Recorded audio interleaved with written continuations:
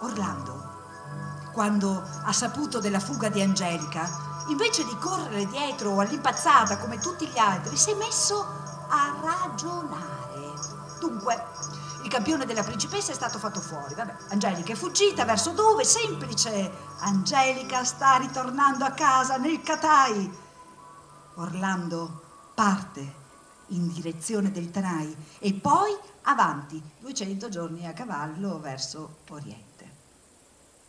Ma l'Oriente è mica una passeggiata. Orlando si imbatte in orribili giganti e impossenti ciclopi. Lui, manco a dirlo, li vince tutti e continua la sua corsa, ma di Angelica nemmeno l'ombra. Sconsolato ma testardo, l'eroe prosegue fino alle pendici di una altissima montagna dove vive un bianco eremita. Eremita? Buon eremita? Vado bene di qui per il Catai? Sai, come diciamo da queste parti, figliolo, il Catai sempre dritto, se mai lo troverai. Se non sono indiscreto, cosa vai a farci nel Catai? Cerco Angelica, la figlia del re di quelle terre. Guarda,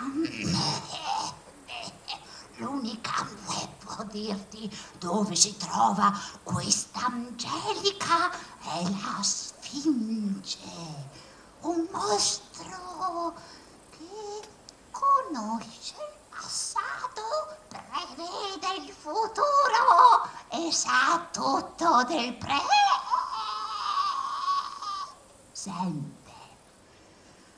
Ma ha un pessimo carattere. È una mangiatrice di uomini. E poi... E dove si trova questa Sfinge? Prosegui fino al ponte della morte. Troverai una caverna. Dentro ci abita la Sfinge. Attento però! E si dilunga in 1000 raccapriccianti particolari sulle abitudini del mostro. Non serve a niente, perché Orlando è una testa di coccio.